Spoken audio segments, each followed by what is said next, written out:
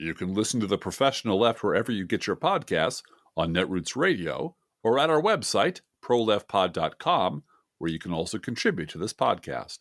There's a PayPal button at our website, or you can mail us a letter and or contribution at P.O. Box 9133, Springfield, Illinois, 62791. This is the podcast for June 17th, 2022.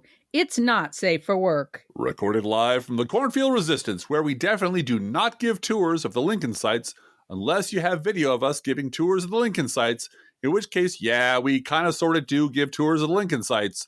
It's The Professional Left with Drift Glass and Blue Gal.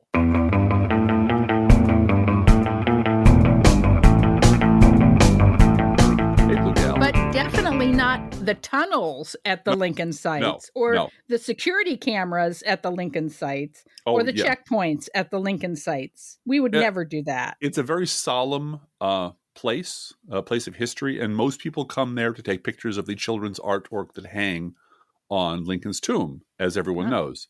The happy sketches of sunrises and rainbows that little kids put up on the tomb all the time. And that's what tourists really want to see. No. I swear. I did toss up a thing today from Star Trek IV. Here's a deep cut. Look, these guys were just doing normal stuff, okay? He was holding a high radiation photon collector in his hand, and he had to come down here to collect them so he could recrystallize the dilithium and get off the planet. Just perfectly normal stuff that everybody does all the time. And that's Mr. Chekhov in the brig for sneaking onto the actual USS Enterprise in Star Trek 4. For all of you people out there who don't get enough Star Trek on this original Star Trek, not the series, but the movie stuff, that was for you. That's there for you go. We also have a little bit of housekeeping to do, just sort of FYI stuff, a little behind the scenes stuff. We are in the middle of a heat wave here in the Midwest. It's like 100 degree and then 100 and something index, and it's just humid as hell. And to eliminate background noise from this podcast, we always turn off the furnace or the air conditioner, depending on the season, before we record. So today, we're hoping to keep the podcast to under an hour. What they're doing at exactly this moment, they're arguing about the meaning of a phrase in the Constitution and who knew what and what a goddamn hero Mike Pence is. Honestly. And no. I mean, I know it's important, but this is the second or third episode of the show where it's safe to check out and get the recap later on a podcast. You know, like the fourth episode of Falcon and the Winter Soldier. You know, it's like, no, I really don't need. This is a 3-episode show. You're stretching into 6 or 8, or it should have been a movie. But this is the part where you invited a bunch of Republican lawyers to testify about what a goddamn hero Mike Pence is. So I don't. Well, I gotta say, season 2 of Gentleman Jack is very similar. I know you didn't watch it with me. No, it is good knitting time. Yeah, but you could have gone from episode 2 to the final episode and you would have been okay. And you know what show is really good, and we haven't watched the finale yet, but and Charlie Pierce, I discovered on Twitter today, agrees with me because he should. The Offer. Yeah, The Offer is very good. That's on Paramount Plus. I wasn't expecting much of anything. You know, there were not a lot of, there were no name or very few name actors in it. And it turned out to be a really good, well-told tale with a lot of cool twists and a lot of stuff that made me smile. And I really don't ask for much of anything more than that from that sort of show. And they did a great job. Let me segue. That's a wonderful segue into discussing the January 6th hearing. Yes. Because like the January 6th hearings and The Offer on Paramount Plus, casting is everything. Oh, God, yes. Yeah. And it is very clear that the casting of this show, which is a show, it's true and it's evidence, but they made sure it was a show. The committee did. Yes, they did. They're so far all Republicans. Yes, that's the thing. It is a partisan committee in the sense that there are no Democrats who have ever been called as a witness. No, not as a witness. Nothing but Republican witnesses. No. So it's they are following the evidence and I think timing very carefully. Liz Cheney's serpent instincts are in play here. Yes. because she is timing the release of the poison Yes. very carefully against her enemies to paralyze them in exactly the way she wants. Well, and to box them in. She wants revenge. Revenge, she does. The Cheney family is really good at being merciless, vicious, bloodthirsty assholes. And she's right at the top of that list. She is her father's daughter, 100%. But they're also institutionalists. Yes, exactly. And they're neoconservative institutionalists. Institutionalists, right, right. Which means they want the party of 2015 back. Yes, they do. They do not want the party of Eisenhower back. They do not want the party of Nixon back. Right. They want the party of 2015, where she's a rising star, and all the racist crazy shit is still there, and they're still going to do it. They're just not going to put a ribbon on it and present it to the American people out loud. Well, and this reminds me of me investigating Dick Cheney to figure out how did it work out that as he said, I will donate the $26 million I made in 1 year as a result of the Iraq war. While I'm a sitting vice president, I'm going to donate that to charity. Right. And he announced that. And I'm like, okay. Several years later, I went back, I'm going to go look up what happened to that money. Because I like following the money, as you know. I know you do. And God damn it, he did everything exactly by the book. He gave the money to an independent, not connected to the White House in any way, attorney or judge, I think. I think it was a judge, gave the money to them to dispense to the charity. Right. He did not take it as a tax deduction. He did not, claim it ever as any kind of charitable contribution. He simply gave it away. Of course, he donated to the hospital that eventually gave him a new heart. Right. He bought a new heart with it. So, yeah. But everything was on paper, upfront, transparent, and by the book.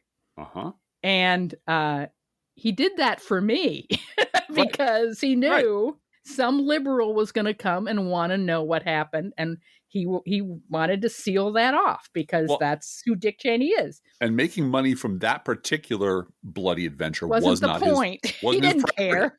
and as I have memed several times, the GOP offers you a choice between lawful evil and chaotic evil. Yes, right. Cheneys are lawful evil. They play within the bounds when they have to. They lie and cheat when they know they can get away with it. They leak a fake story to the New York Times and then go on Meet the Press and quote the New York Times, quoting an unnamed source who's the guy who's sitting right there to justify their invasion. And we really want to compliment the New York Times reporting on this. Yes, when you leaked it. Yeah. You leaked it. You're the source, and now you're quoting yourself.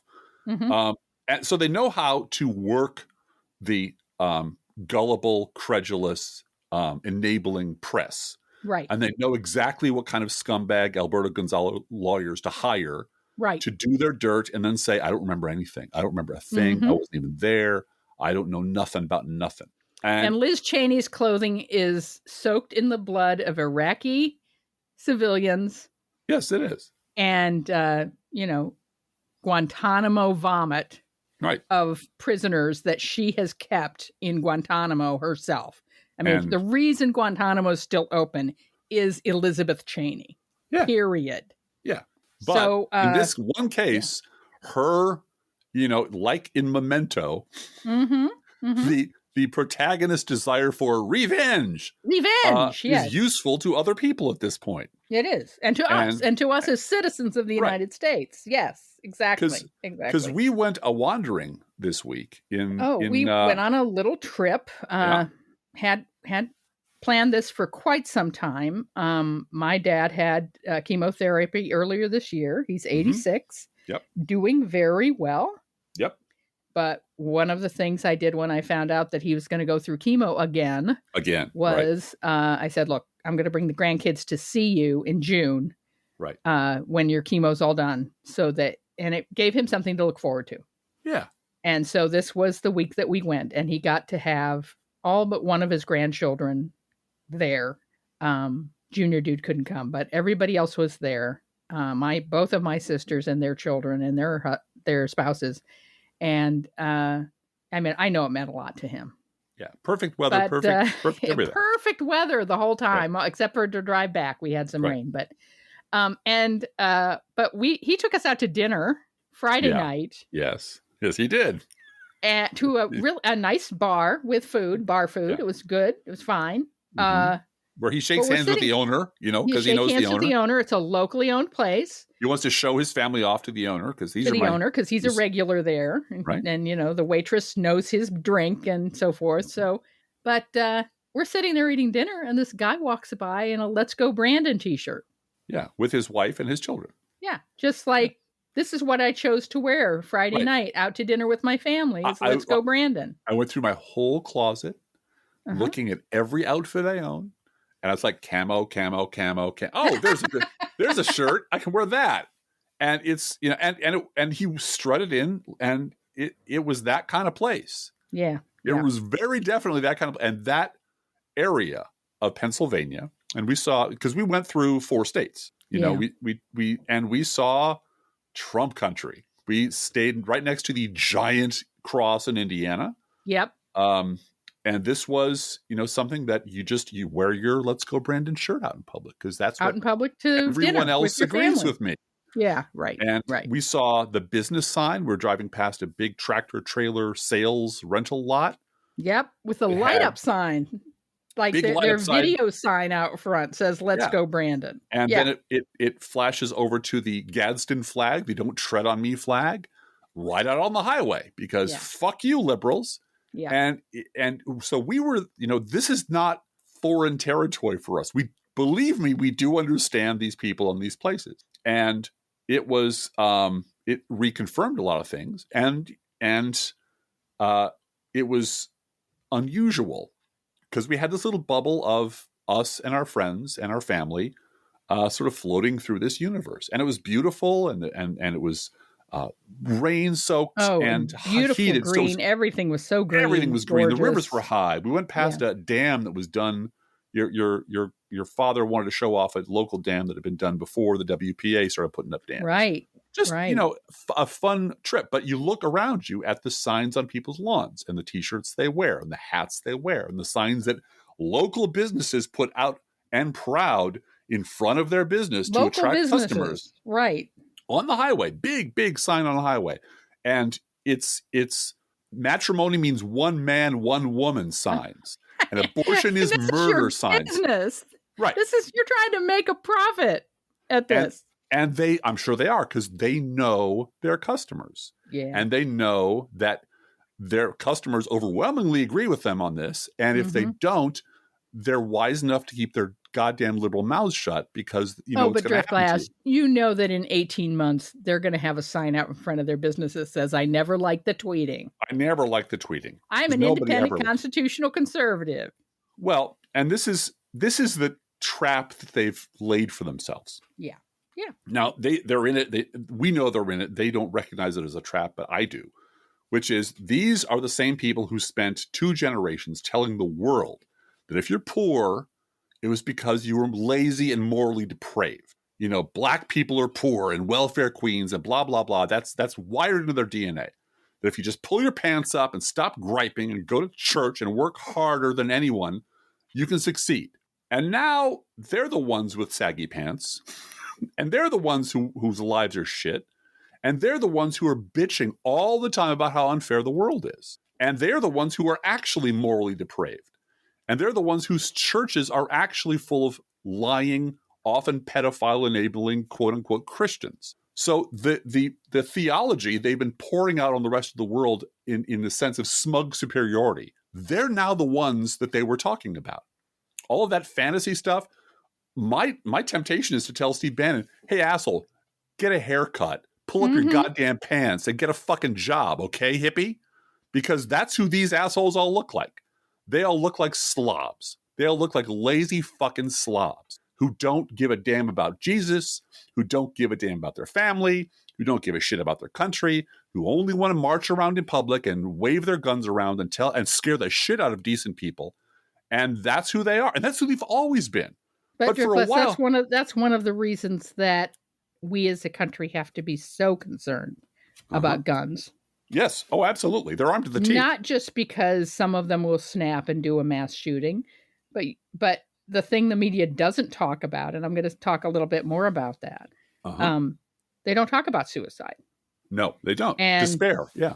They don't talk about, and I just want to say I use that word with caution because I never want to use that word without saying you can call if you are feeling despair. You can call for help. Please call for help.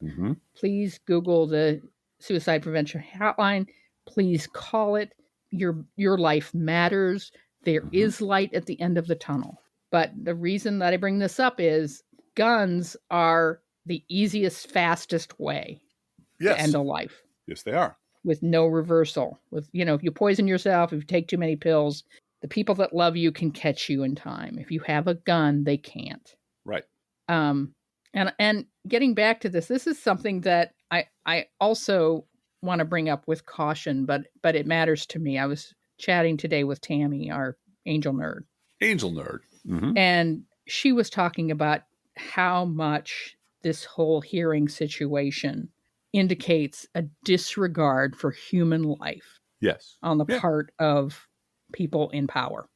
Yes. Particularly the former president, so-called president of the United States. Yeah, the Republican Party's disregard for human life. No. Don't care about the mob, don't care about his own supporters in the mob. Doesn't care about the Capitol Police, doesn't care about the vice president. Doesn't care about people who might have caught COVID when it's starting to spread. He wanted to lie about those numbers. Keep that ship at sea so my numbers don't look bad. I don't want my numbers. We don't want to test anybody. We don't want to test because that puts the numbers up, right? We don't want to test and stop counting votes. Stop counting votes. We only want the results on television that we want, which is why we've asked Ukraine to just announce an investigation. It's all a show to him. Right. Everything is a show to him. So this is, to me, as I think I said this last week, that why aren't all the headlines, it was okay with Trump if his vice president got assassinated on January 6th. Yes. That was okay with them. That was acceptable to him. And I believe, and experience proves this, that mainstream media has a rule about not using that assassinate word unless it's about some faraway foreign power where someone's, been killed. Because that word is dangerous and you don't want copycats and you don't want any suggestions and you don't want to make it look like you're promoting anything like that. Right. But it's the fact. But it's the fact that Trump said maybe he deserves it. Right. And that should be the headline in every media outlet in the country. That should be game over. Well, should be. There's a lot of game overs along the way. And none of them were because... None of them. Because he's inexperienced. This is something that came out last night. Donald Trump is such an experienced white-collar criminal. Yes. One of the most experienced white-collar criminals in the world, in the history of the world. His family, going back generations, has been doing this and protecting themselves with fine print and incorporations and just pay the fine and make it go away. And there's no reason to think that he's not going to be able to do that this time. Yeah.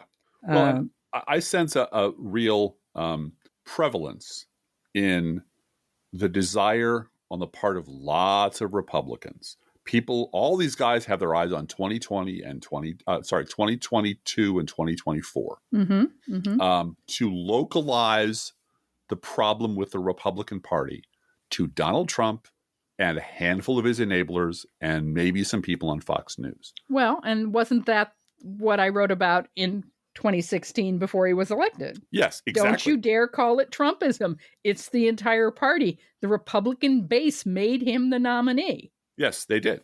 And yet there's all this talk about Trump this, Trump that, and ultra MAGA, which I know is how the White House is trying to convince centrists who might have voted for Trump in 2016 and possibly 2020 that you can flip over, that you can leave. Ultra MAGA. You're not ultra MAGA. You're just, you voted for Trump, but you're not ultra MAGA. You're a good And maybe German. there's a need to do that. I don't know. In order to win elections, maybe there's a need to peel off as many as you can. But it's not Trumpism. It's not No. him, just him. There's an entire party behind him.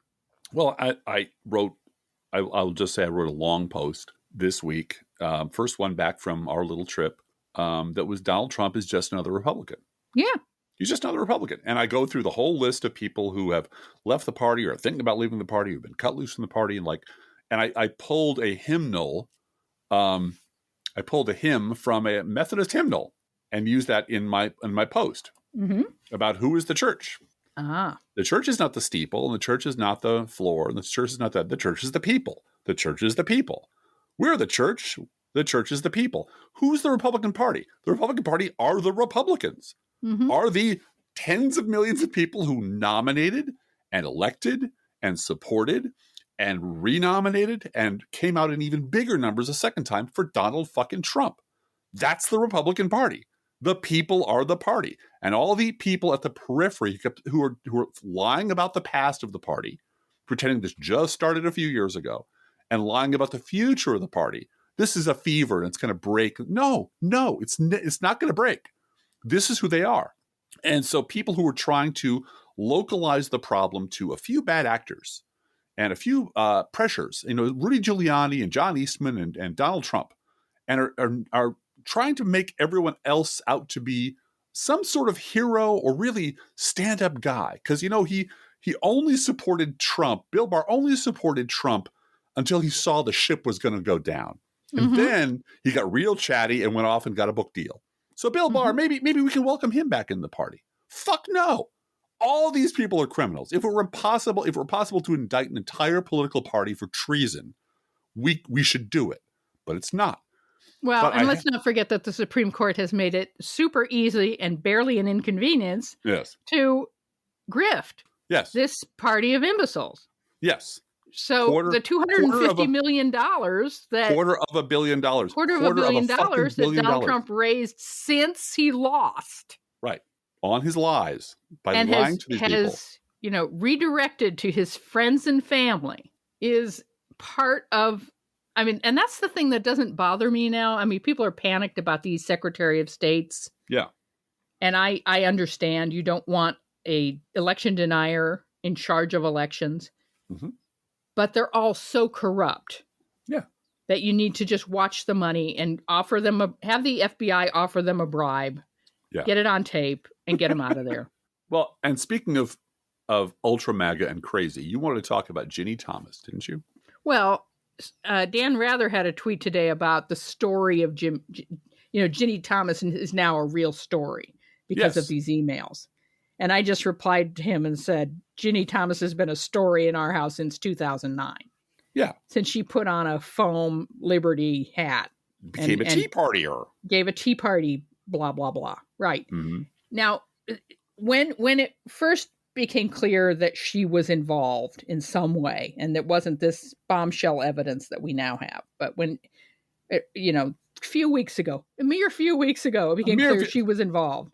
One full Ludig sentence ago. Yeah.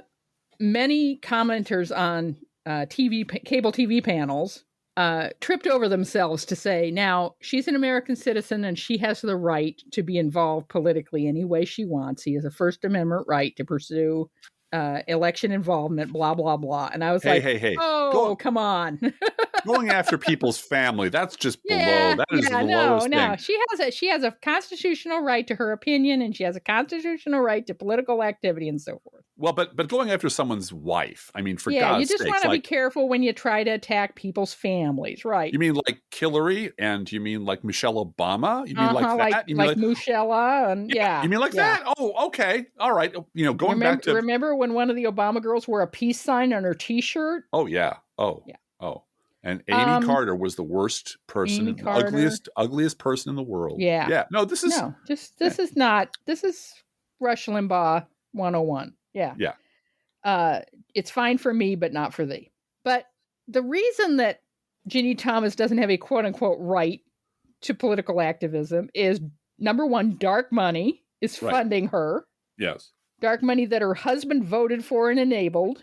And because there are no guardrails on her corrupt husband and his job. He That's gets to do whatever the fuck he wants. Right. That's the way his job is set up. There's no ethics committee. There's no policing. Oversight. There's no oversight. There's no term limits. There's nothing. Job for life. It's a job for life, and we trust you to not be corrupt. And those days are over because they have Citizens United, which they passed because they're politicians. They're not judges. And I just want to remind everyone that what part of these hearings reveals that the mad dash by Trump to find an attorney general who would do his bidding, and the threat of resignation was the only thing holding him back, and it would make him look bad. He doesn't care that they resigned; it would make him look bad on TV, and that can't happen. But this idea that we're just going to keep appointing acting people to the jobs I want done because I need to find someone who's dirty enough to do my dirty laundry. Let's remember who it was that Nixon finally got around to appointing to a position who would do Nixon's filthy work for him.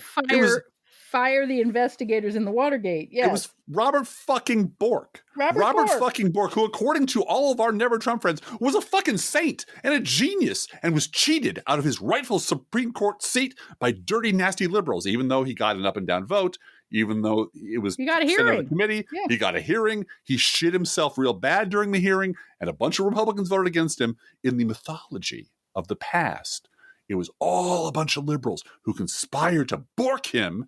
And that's why we have fucked the Supreme Court over at every opportunity for the last 40 years. Because goddamn liberals, that's who, they made us do this. They made us do this. And, wait a minute. Oh, that's right, you do this shit, don't you? I mean, the reason Alberto Gonzales was Attorney General was, as far as we can tell, he got Bush out of a drunk driving charge or cocaine. I forget which it was. And his job was to do the dirt of the Bush administration. Right, the torture memos. Yeah. So please don't exhaust yourself going, oh my God, the Republican Party got real bad under Trump, didn't it? Because remember the good old days when they were all good and wonderful people? You mean the good old days when they pardoned Casper Weinberger on Christmas Eve? Yeah. For Iran-Contra like that? Yeah. Yeah. I might jump ahead a little bit in our notes. I do want to point out a fun fact about Ginny Thomas, is that she was born in the same city where my father was born, Omaha, Nebraska. And she went to the same college my father went to college, Creighton University. So that has nothing to do with anything. However, I thought it would be interesting to bring it up. And it's Father's Day this weekend. So you get to do a hat tip to your dad. Hey, Dad, you went to the same school as this fascist woman. Yeah. And I often think about that. I do think about what kind of political position my father would be taking were he alive today. Yeah. Because he was a Reagan Republican. And he and I would have words over this way, way, way back in the day. But I want to jump ahead and mention that Bill Kristol, among many, many, many other Never Trumpers, continues to lie about the past. They can't help themselves.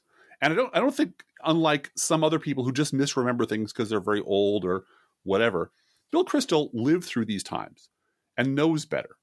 So Bill Kristol's out there this week saying, and I'm quoting him from Twitter, why did the lessons of Watergate mostly hold for 40 years? It's not just that Nixon was forced to resign. It's that his agents were punished. Government officials saw they could go to jail. That's why the lack so far of accountability of the Trump attempted coup is dangerous. That's how Bill Kristol, trusted ally. He's the past 40 years. Yes. And I replied, well, let's see now. Most of the Iran-Contra traitors went unpunished, and the rest were pardoned by George H.W. Bush with no political repercussions. Then there were the architects and cheerleaders of W's Iraqi clusterfuck, all of whom are walking free, many of whom, like bloody Bill Kristol here, have secure gigs in the mainstream media and have suffered no political or professional repercussions. And of course, between the Bushes, Bill Kristol's party waged a nonstop, all-out war on Bill Clinton, including impeaching Clinton over trivia for shits and giggles. Then there was the fake Tea Party, millions of diehard Republicans ducking out of responsibility for their unstinting support of Bush, by putting on stupid hats and calling themselves independents and swearing they'd never, ever heard of Bush, all aided and abetted by the media. Then there was Bill Kristol's party's nonstop 8-year block everything racist primal scream in reaction to Democrats electing exactly the kind of moderate, compromising centrist that Kristol always swore his party could work with. Then Kristol's party nominated and elected the king of the birthers. So no, Bill, your former party learned all of its most important lessons from Watergate. Blame the left, always attack, trash the media, never apologize, and seize power by any means necessary. That is the actual 40-year history of his party, which he does not remember or does remember and just continues to lie about, as they all do. And I don't trust people who want to be my friend, who lie about all the times they've shit on everything I believe in and pretended it never happened, or maybe we were all to blame for it. So fuck no. Drift Glass, I need some advice, though. Sure. Because when I start thinking about, and I work very hard not to think about it, but when I start thinking about the Republican Party taking over the House by one vote, I get physically ill. Yep, I know you do. And that's not an exaggeration. No, it's not. No. It just turns my stomach. Well, they've already promised they're going to impeach Joe Biden. They have no idea what they're going to impeach him for. They're going to impeach him for. We'll just make shit up. We'll just we've gone way past the point where facts matter to any of these assholes. Yeah. It's just what will play on Fox News. How can I get on Fox News? What will Tucker Carlson pat me on the head for and give me cookie? And impeaching Joe Biden is number one on their list. So we'll impeach Joe Biden for whatever. Anyway, I'm sorry I interrupted. We'll launch months-long investigations at taxpayer expense. Sure. To do it. To make the Benghazi thing look like a weekend hearing over a child's party. Yeah. And we'll have Senator Marsha Blackburn helping us out on the Senate side. Sure. And Ted Cruz and whoever else. Yeah. One antidote to that, I'm just going to tell you again, and I will be doing this weekend, is postcards to voters. Yes. Every time I do a postcard to voter, that's a Tylenol against the sickness of thinking of Republicans getting power. And they may, we don't know yet, but we're going to still be here. Yeah. You and I will promise you.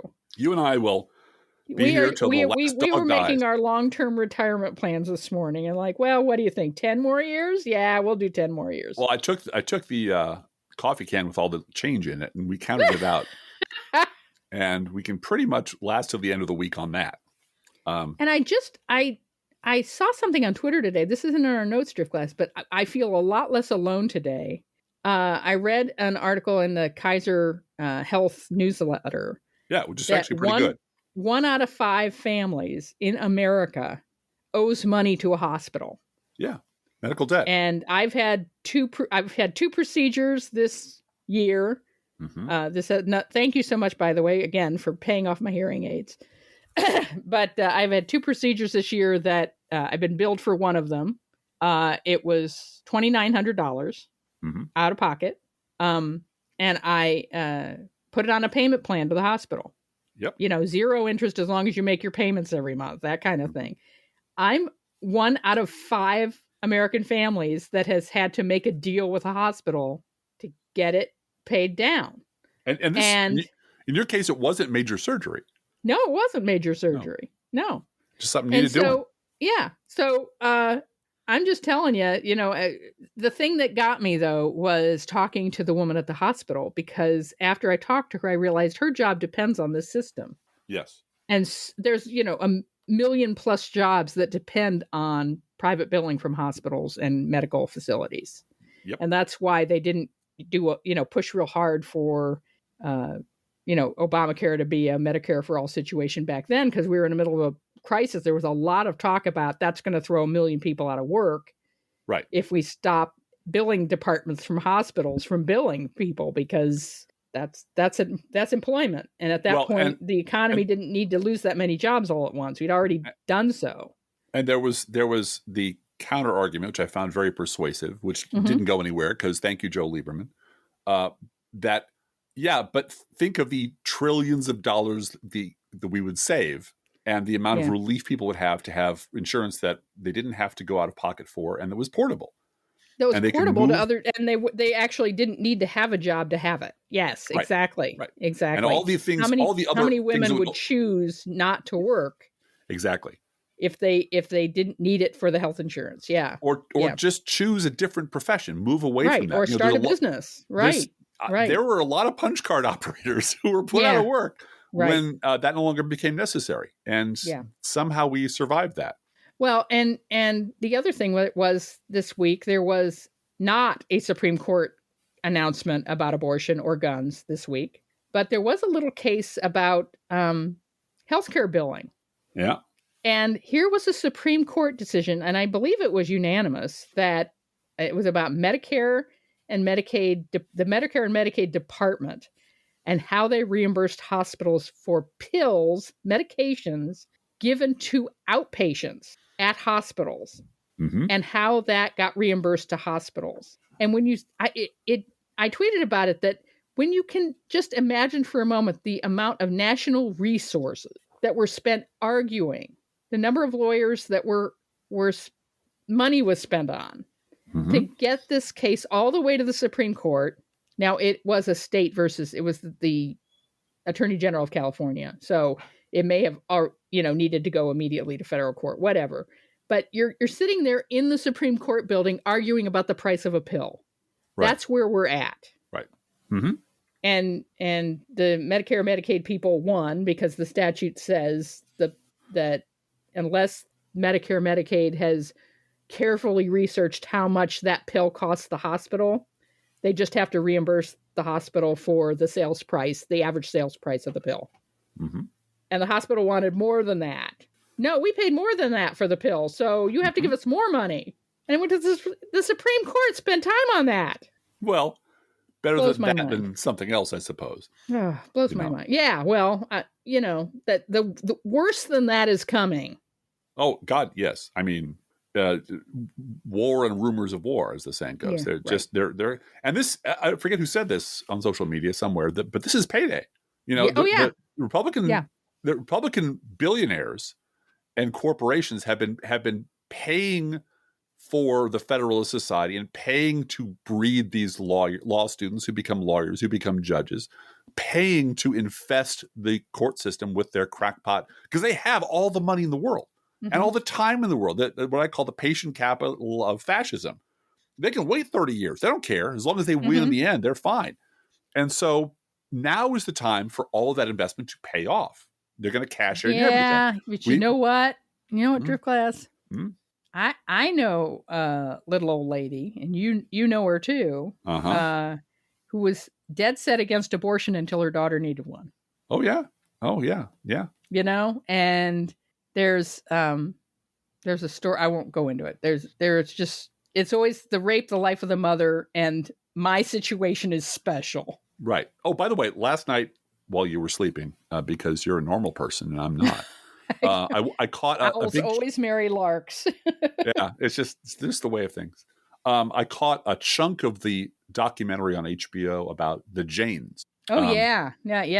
Chicago-based. The Janes in the late 60s and 70s. Helping who were like, we were down with all these other things, but they didn't want to have anything to do with women and abortion, and how it was that Black women became introduced to this, house full of white women who were, and this cross culture, and paying for abortions, because it cost, money that none of these people had. And it was a fascinating, wonderful, heartwarming, complex, the failings of the civil rights movement and the failings of the anti-war movement, which have, and the Panthers, because they were all chauvinist, led to this group having to create itself for women, by women. And it's a wonderful history. And these are the kind of women, that we should all step aside for. Because they're the ones who were the shock troops, who really did know people who died. And we're not going to allow that to happen. If it was in their power, they were not going to let that happen. And all of that, I know the little old lady who's pro-choice until it's her daughter. But the ball, anti-choice until it's her daughter. I'm sorry, anti-choice. Yeah. But the ball is in the air. Yep. it's too late for you to regret that, because all of the work you did to bring us to this place has a momentum all its own. It's now in the court. Right. So you can't say, oops, I made a mistake, because, I made a mistake. Mean in the case of an incest of an 11-year-old girl, I didn't mean that. Make sure there's a carve out in the law for me personally, right? Yeah. There is a me instead of me. No, this is welcome to, Gilead. Right. all those women in Margaret Atwood's stories who wanted this to come about never quite put it together what their status would be under this theocratic patriarchy. And once they found out, the book is better than the show, folks. I'm just going to tell you. And once they found out what they actually had bought and paid for, there was no going back. There was and there were people, and I can name at least 2 of them on this podcast who've been jumping up and down and screaming and waving their arms for our entire adult lives. Whether long before you and I were podcasting, long before we were blogging, we were active politically, going, don't you see where this is going? Don't you see what Rush Limbaugh leads to? Don't you see what Newt Gingrich politics leads to? And they just watching these mobs of ordinary Americans just sleepwalking past towards the abyss, going, oh, it'll be fine. It'll be fine. Don't worry. It won't matter to me. I'm going to vote for him as a joke. Right. Well, because how will it affect me in any way? And this leads me to something I'd like to touch on, and I've written about, but I'm going to do it one more time, is understanding the Republican voter and why the position that our country is in is so intractable. Why? And then we're going to do a news roundup right after absolutely your little rant, because we're getting to the hot point of the house. I know. I can feel the temperature is up to about 92 in here. Once it hits 94, I don't care. I'm mid-sentence. I'm done. You got to remember, to the Republican voter, the most intolerable injury of all is being made to look stupid by some fucking know-it-all liberal. This is why they never hate the people that scam them and lie to them over and over again. No matter how many times they get lied to and scammed, they don't care. They never hold those people responsible. They always go back to them. But they get really, really angry at those of us who point out that they have been scammed and lied to. This is why they crawl into their Fox News panic room and welded the door shut and are never coming out again. Because in that room, it's wall-to-wall people who smugly tell them how smart they are and how stupid and monstrous you and I are. This causes all those recently formed Republican electoral geniuses to send these hilariously mixed messages about what Democrats need to do. And just as one example, I'm going to quote very loud Joe Walsh. What do they call him? Because he's the easiest apple to pick off the tree, actually. Musket Joe, who's doing, who's standing up with David Hogg and marching with, gun rights people. And I salute him for that. But he was on Twitter yesterday, and I'll just quote the first sentence, that Dems are angry because I harp on how out of touch they are with working class Americans. I'm not going to do a long thing about the best presidents for working class Americans in the last 40 years since LBJ were Bill Clinton and Barack Obama. And don't forget, this week, Joe Biden gave an amazing speech at the AFL-CIO. Yeah. The working class have had no better friend than the actual policies of the Democratic Party. Yeah. But because they take advantage of those policies and use those policies, but listen to Fox News and hate radio, they get this distorted impression of liberals, which is entirely untrue. And this is always reinforced by our Never Trump friends who are never tire of hating on us for being smug and self-righteous, and you got to meet them in the middle, and you can't be condescending. And then they turn around and shit all over the same people they were just talking about, who need to be treated with kid gloves, which is hilarious.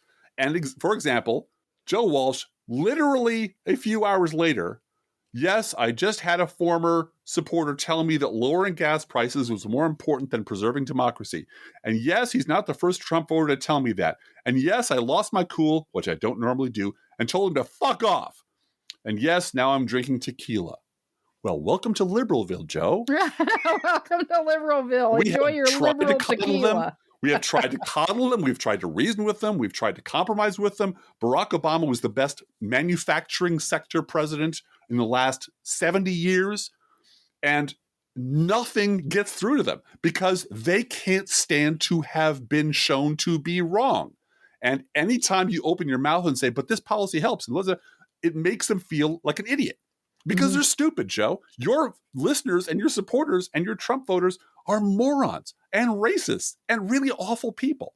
And they hate having that. And no matter what we do, invariably it's going to come up that, our policies are pretty good for you and maybe you should support us. That makes them feel terrible. Telling them they should change their mind about anything makes them feel stupid. So trying to reason with them is doomed, which is why they crawled into the Fox News panic room and welded the fucking door shut, which is why, Joe, you can't even reach these people. So what the fuck are Democrats supposed to do? It's too late for us to invent an entire cable news universe and invent a bunch of newspapers and invent a bunch of radio stations and go back 40 years and have them programmed into basic cable and hire a bunch of celebrities to do our talking for us. That ship is sailed, Joe. There's no message that a Democrat can come up with that's going to crack that code because you can't do it. Charlie Sykes can't do it. Bill Kristol can't do it. All you people who are so smart about what voters want and what they want to hear, every time you try to convince some asshole to stop being an asshole for 2 fucking seconds and stand up for democracy, they tell you to fuck off because you trained them to do that, Joe. That's what you taught them to do. And they're doing exactly what you taught them to do. So, sorry, man. I have to tell you the same thing you told that voter. Fuck off. And that's the end of this rant. All right. So let's do a news roundup, Driftglass. The FDA's independent vaccine advisors voted unanimously to recommend the authorization of 2 COVID-19 vaccines for children as young as 6 months old. And can you guess which state didn't pre-order the vaccines for under 5s? Is it the one in the Bugs Bunny cartoon that he's always sawing off and letting float away? Yeah. Kind of figured. Last week, we celebrated the 56th anniversary of our Miranda rights. This week, it is being reliably reported that the Supreme Court is getting ready to overturn those rights. Yeah. ProPublica, which is an awesome news source, has a long story about actual cancel culture entitled, "White Parents Rallied to Chase a Black Educator Out of Town. Then They Followed Her to the Next One." And I'm going to read a couple of paragraphs here because the kill shot is in the last sentence. The following month, inside a gabled white clubhouse overlooking the hills of Cherokee County Golf Course, dozens of parents from across the county had assembled on a Sunday afternoon for a lesson in an emerging form of warfare. School board meetings would be their battlefield. Their enemy was CRT. One of several presenters at the meeting was Rhonda Thomas, a frequent guest on conservative podcasts and the founder of the Atlanta-based Truth in Education, a national nonprofit that aims to educate parents and teachers about radical ideologies being taught in schools. "So what is critical race theory?" Thomas asked the crowd. "It teaches kids that whites are inherently racist and oppressive, perhaps unconsciously, and that all whites are responsible for all historical actions and should feel guilty." Which is not what it is. Which is all bullshit. Which is all replacement theory bullshit. All racist bullshit. Another presenter, a local paralegal named Noel Kahanian, I'm going to pronounce it that way, although it's not pronounced that way, I'm sure, leads the nonprofit Protect Students Health Georgia, which aims to, quote, educate on harmful indoctrination, including comprehensive sexual education and gender ideology. Kahanian emphasized how to grab attention during upcoming school board meetings, identify the best speakers in the group, she told them, adding, "It's okay to be emotional. Be sure to capture video of them addressing the board, or even consider hiring a professional videographer. It's good in case Tucker Carlson wants to put you on the air," Kahanian said. "It really helps." Because that's the fucking end game. That's the fucking end game. I told you. Get on Fourth Reich TV so you can be famous for 5 minutes. That's your lottery ticket. Yep. Your lottery ticket for racist behavior in school board meetings is you get a spot on Tucker. And Tucker and Laura and Sean all dangle that with every plain folks interview they do. That if you behave this way and disrupt your local government, and let's not forget what the Koch brothers want is an end to public education and an end to the administrative state.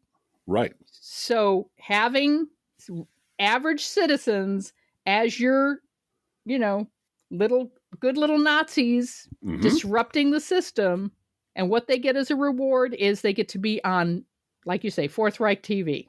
Those Ohio I could have diners. predicted that. Oh, you did But predict now it. they're being trained to do it, consciously trained to do it. Mm-hmm. He noticed me. Tucker Who is noticed me. funding? Where's the money come from for these two fucking nonprofits? Good I want to question. know. Well, I think We know where it's coming we know from. where it comes from. We know exactly where it comes from. Well, we don't know the name, but we know the source and the type of person We know where who would dark pump money money to this. And I think the DeVos name is going to show up in here somewhere. The Cornyn Con is what they're calling this. John Cornyn leaving a meeting after an hour of talks on guns says, we don't have an agreement on the points I told you we did earlier. Because it's off the front pages of the paper. Right. And so, once the shock of dead fourth graders is over and not in the news anymore, we don't have to do anything about it. Again and again and again. I know that one of my friends on the social media was frustrated by this, like, we're going to fall for this again. And I said, look, here's the difference. Democrats will risk looking foolish, will risk everything. We'll negotiate with anyone. We'll talk to anyone. We'll make any promise to even slightly marginally decrease. To save one girlfriend from getting shot by her boyfriend. To save some school children out there from being murdered. Yep, that's true. Republicans will use the bodies of those school children to build a sniper's nest to attack Democrats. Right. That's the difference. Now that might be a weakness on the part of the Democrats. We don't want to see them murdered, and Republicans are completely cool with that. And that leads us to going down a lot of dead ends. Unless it's one of them. Unless it's in the confines of the D.C. cocktail circuit. Well, if someone draws in chalk on a senator's sidewalk, we need legislation for that, and we'll pass it in a heartbeat. Well, I've said before, James Brady was a strong gun advocate until he got shot along with Ronald Reagan. And the Brady Center is, he did heroic work for against gun violence during his lifetime. And more power to him. But Democrats are willing, because we have so many different constituencies in our coalition who all have legitimate tragedies driving their beliefs, that we are willing to go down a lot of blind alleys and look stupid and kick that football one more time, knowing there's a 99% chance that John Cornyn's going to yank it away, just on the chance that we might save some lives. Republicans laugh at that kind of empathy. Think you're stupid for caring about children. Look, we suckered the Democrats into wasting time trying it again. And you know what? I'm proud of my party for doing shit like that. I am proud of them for that. And unless you have a 60-vote filibuster-proof majority in your back pocket, I don't want to hear about what Democrats should do from you ever again. Deliver unto us a Senate that can overcome the Republicans who hate this country, and you'll see a lot of shit get done. But right now, everything good Democrats are trying to do is dying in the Senate because of Republicans and two faithless Democrats. That's the truth. Who need to go, and we will make them go. Or we will make them inert by electing more fighting actual Democrats to the Senate. Yeah. This week in Ron DeSantis news, Ron DeSantis said, I'm focused on 2022, but with Elon Musk, what I would say is, I welcome support from African Americans. What can I say? Yeah, he's just the funniest racist in town, isn't he? Donald Trump Jr., and Ivanka Trump must answer questions under oath or take the fifth like Eric did. Eric, not going to talk. 500 times. Literally 500. She's Literally not making that 500 times. I'm not making that number up. Nope. In New York State's civil investigation into their business practices, the New York Court of Appeals declined to take up their appeal, saying there was no substantial constitutional question that would warrant its intervention. And a federal judge rejected Steve Bannon's motion to dismiss the criminal contempt charges against him for defying a subpoena from the January 6th committee. He's going to go to jail for 10 months and then fundraise off of it for the rest of his life. Of course. That he's a hero of the revolution. He'll write his own Mein Kampf while he's in prison and come out and fundraise for the rest of his life. Yeah. Exactly. A Republican member of Congress led an unofficial tour through the Capitol complex on January 5th. Barry Loudermilk. Hey! Yeah. Which included at least one person who marched to the Capitol the following day. The people joined Barry Loudermilk for a Capitol tour, which lasted several hours, despite the complex being closed to the public at the time on January 5th. They photographed and recorded areas not typically of interest to tourists, including hallways, staircases, and security checkpoints. according to the January 6th committee. No, the kids just wanted to see the train. They just want to see the trains go choo-choo. Everyone, He's absolutely either too dumb to be a congressman. I mean, from the standpoint of his colleagues, he needs to be ejected from the House because he is a danger to them with his stupidity, or he actually wanted to help. If you start ejecting Republican Congress people for stupidity, being stupid, you're gonna I'd like to do it. You're gonna empty out that place. Who'd be left to do the firing is what I want to know. And speaking of the January 6th committee, Attorney General William Barr, former Attorney General, told that committee that Trump had, quote, become detached from reality while pursuing efforts to overturn the 2020 presidential election results, which you all know by now, but it's still big news to me. Who's the most intelligent Republican in the House of Representatives? Seriously. Can't think of one. Liz Cheney, is she? Yeah, she's the most ruthless, and she knows she's most tactically agile. Mm-hmm. But I can't think of one who's not just a complete fucking embarrassment. Now there's a bunch of, like the little O faces in the background of like Flintstones cartoons. Yeah. Just there are a bunch of, just backbenchers who never say anything, right? Generic white assholes who sit in the back and just vote as they're told. And I'm sure none of them are going to win any awards or be invited to their, local Mensa picnic. But no, they just, as a group, Kevin McCarthy is the perfect avatar. Oh, he's an idiot. Yeah. I mean, genuinely an idiot, and has no political instincts. I mean, no good political instincts at all. Was it from a Sherlock Holmes story that mediocrity recognizes mediocrity, but it takes talent to recognize genius? Yeah. Something like that. These people love each other in a weird, creepy kind of way because they all know that they're equally depraved and stupid and beholden. It's like high school, Driftglass. Yeah. and they all know the only way they hold on to their jobs is by appeasing a right-wing racist mob. Yeah. And they're all cool with that. Republican voters have nominated at least 149 candidates for state and federal office who have either repeated Trump's lie that the 2020 election was rigged or campaigned on quote-unquote election integrity platforms. Overall, 108 won their nominations in the Republican Party in the Republican primaries or advanced to runoffs who have denied or directly questioned the 2020 election results, while 41 other winners have campaigned on tightening voting rules despite lack of evidence of widespread fraud, except among Republican voters. Rodney Davis, congressman, conservative, supports election integrity, Blue Gal. Of Don't course. know if you knew that. Yeah. Of course. A Republican gubernatorial candidate in Michigan was arrested by the FBI on misdemeanor charges for participating in the attack on the Capitol. That's a witch hunt. Oh, no. They found witches. Isn't that weird? Yeah. Ryan Kelly was charged with knowingly entering restricted grounds without authority, damaging federal property, disorderly conduct, and knowingly engaging in an act of violence. Womp, womp. And they raided his house, too. I want to know what his email. But his emails. Yeah. Why don't you skip to Herschel Walker? Herschel Walker, things just keep getting worse for Herschel Walker. Mm-hmm. Because kids keep popping up. They do. The week after the news broke that Walker had a secret 10-year-old son he had fathered out of wedlock, Walker, who has been a vocal critic of absentee fathers, confirmed late Wednesday night that he has yet another son with a different woman that the public doesn't know about, as well as a daughter that he has had while in college. I have local news if you want to hear it. I forgot to add it to our notes. Okay, go ahead. It's Rodney Davis news, Blue Gal. Rodney Davis? Strap in for exciting Rodney Davis news.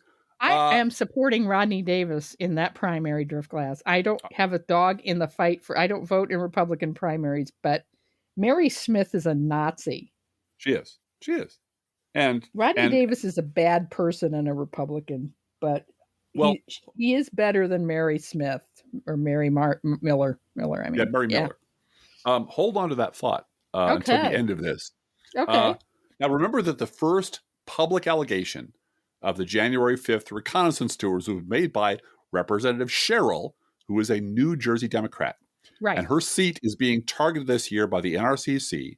So when our very own Rodney Davis and Representative Loudermilk hit her with ethics complaints, the NRCC immediately turned it into a campaign attack. And the new footage shows that they were both lying. Now, Keith Olbermann pointed out that both Loudermilk and Rodney Davis, that the ethics charges that they had leveled hinged on getting the head of the Capitol Police to lie for them about the reconnaissance tour that Loudermilk gave to the Trump coup soldier. But then the video turned up, didn't it? And that's what's called obstruction of justice. Mm-hmm. Mm-hmm. Way to go, Rodney. You just keep getting on the right bus, don't you? Yeah, I'm sure it'll work out fine. We'll just make her look stupid and we'll file an ethics complaint. That'll be the end of it because there's no proof either way. Oh, there's video. Oh, fuck. Okay. I'm a very good conservative and I believe in Trump's all walls. his ads talk about what a good conservative he is. I'm such a good conservative. I'm the real conservative. I believe in the wall. I believe in election integrity. I back the blue. And, that's as good. Maybe it's possible, Blue Gal. Rodney Davis is, in fact, the smartest Republican who isn't Liz Cheney in the House. Yeah. Which is a tragic and terrifying thought. Wow. Yeah. Well, I want you to know something, Driftglass. The Club for Growth is hedging their bets and giving money to both candidates. Of course they are. Because they have more money than God. So why not bet black and red? And, no matter what happens, you win. Yep. All right. Each week we post to our Facebook page and website an Internet Kitty sent in by you, the listeners. This week's Internet Kitty is Stewie. Stewie is just one big smiley face in a cat. He's curled up like a smile. It looks like he's smiling. He made me smile. If you need a smile, you should go and visit Stewie. And of course, Stewie eats freshly poured cat food, our fake sponsor. Whether you serve pet store perfection or dollar store dreck, your cats will sit on the kitchen floor and demand that the food they eat is only freshly poured. Freshly poured, freshly poured. Oh, my Lord, it's freshly poured. And you can visit Stewie. I guarantee his picture will make you smile at our Facebook page or website. And you can send your Internet Kitty, dog, or other pet to us at our email address, proleftpodcast@gmail.com, where you can also write to both of us. Feel free to write us. We loved hearing from you. Be aware that if you write to us at any of our addresses, we reserve the right to read your email or U.S. Postal Service. Go Postal Unions. Letter on the air unless you say otherwise. #jail to joy. One other correction. Someone pointed out to me, several people pointed out to us. Outlawed Josie Wales. The movie is the source of Endeavor to Persevere. The ironic saying, Endeavor to Persevere. Right. Yeah. Also, John Ossoff lost his House race before he was elected to the Senate. That's right. So that staff that he has, that Senate staff that he has, hopefully, I believe they've still been with him for a while and are behaving like House staff in terms of constituent services. Yep. But, one reason they might be doing that is a lot of these places have Republican Congress people. And if you as a Democratic senator go down and provide better constituent services than and I believe John Ossoff believes in constituent services. I don't think he's purely doing this for political reasons. Mm-hmm. But you do enough good work for your constituents as a Democratic senator in places that have a do-nothing Republican congressperson. Mm-hmm.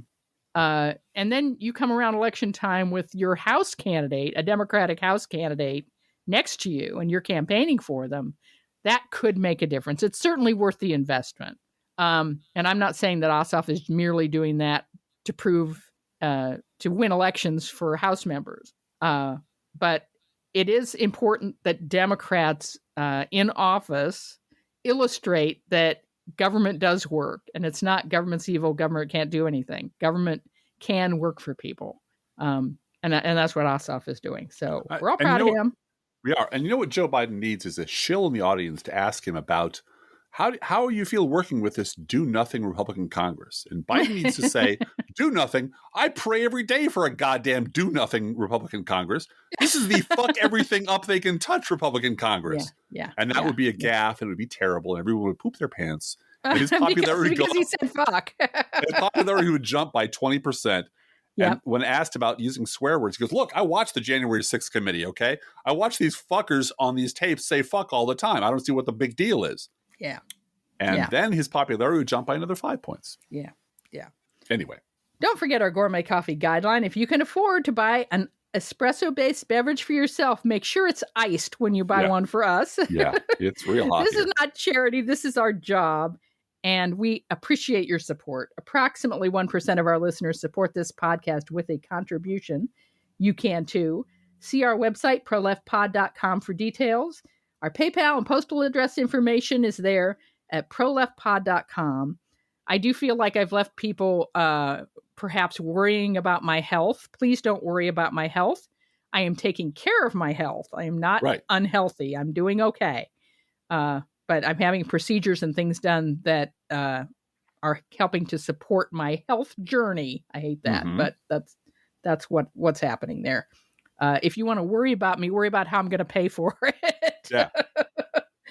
And please share our show on social media. And if you love this podcast, please get someone else to listen to. And if you love this particular episode, send us $5. That's a great way to give us feedback on specific episodes. And thank you for doing that. Hey, Driftglass, how are the Internet Kitties doing this week? Well, Blue Gal, as of today, the Internet Kitties have officially given up trying to keep track of how many previously secret children Herschel Walker has. Let's think about living.